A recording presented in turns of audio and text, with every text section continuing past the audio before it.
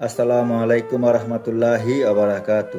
সূরা আত-তাওবার ৩১ নম্বর আয়াত থেকে ৪০ নম্বর আয়াতের বাংলা অনুবাদ। তারা আল্লাহকে বাদ দিয়ে তাদের পণ্ডিত ও সংসার বিরাগীদেরকে তাদের প্রভু রূপে গ্রহণ করেছে এবং মারিয়াম তনয় ঈসা মাসিহকেও, অথচ তারা এক ইলাহ ব্যতীত অন্য কারো ইবাদতের জন্য আদিষ্ট ছিল না। তিনি ব্যতীত অন্য কোনো ইলাহ নেই। তারা যাকে শরীক সাব্যস্ত করে তিনি তা হতে অতি পবিত্র। তারা তাদের মুখের ফুৎকারে আল্লাহর নূরকে নিপাতিত করতে চায়, আর আল্লাহ তার নূরের পূর্ণতা বিধান ব্যতীত অন্য কিছু চান না। যদিও কাফেররা তা অপছন্দ করে। তিনিই সে সত্তা যিনি পথ নির্দেশ ও সত্য দিন সহ তার রাসূলকে প্রেরণ করেছেন, যাতে তিনি এটিকে অপরাপর দিনের উপর বিজয়ী করতে পারেন, যদিও মুশরিকরা তা অপছন্দ করে।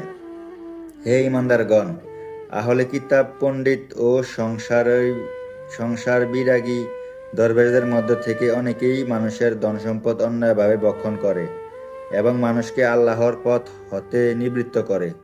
আর যারা স্বর্ণ ও রৌপ্য পুঞ্জীভূত করে এবং তা আল্লাহর পথে ব্যয় করে না, তাদেরকে যন্ত্রণাদায়ক শাস্তির সুসংবাদ দিন।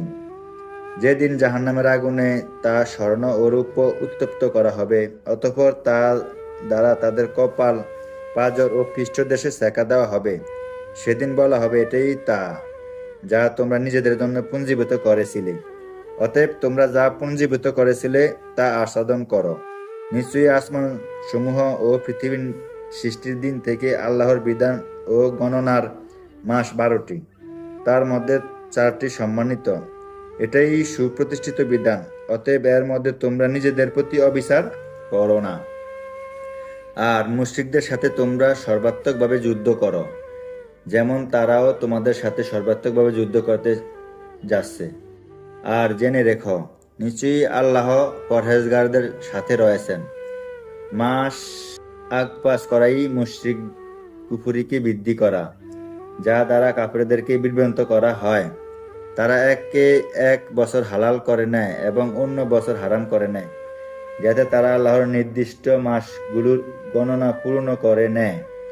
অতঃপর আল্লাহর হারামকৃত মাসগুলোকে তারা হালাল করে নেয়।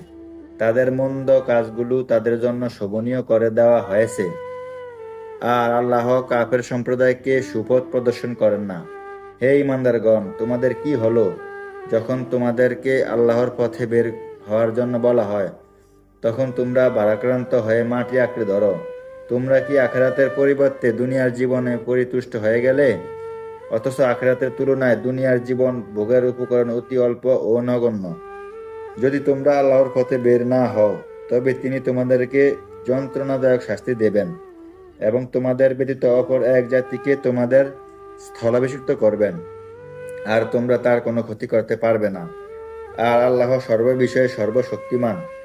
যদি তোমরা তাকে সাহায্য না করো, তবে মনে রেখো, আল্লাহ তাকে সাহায্য করেছিলেন যখন কাফেররা তাকে নিজ দেশ থেকে বহিষ্কার করেছিল। তিনি ছিলেন দুজনের একজন। যখন তারা উভয়ই গুহার মধ্যে ছিলেন, তখন তিনি তার সাথীকে বললেন, বিষণ্ণ হয়েও না, নিঃসন্দেহে আল্লাহ আমাদের সাথে আছেন।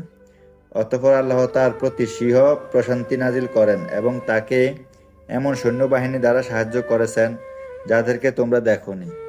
আর তিনি কাফেরদের কথা নিচু করে দিলেন এবং আল্লাহর কথাই সদা সমুন্নত, আর আল্লাহ পরাক্রমশালী প্রজ্ঞাময়।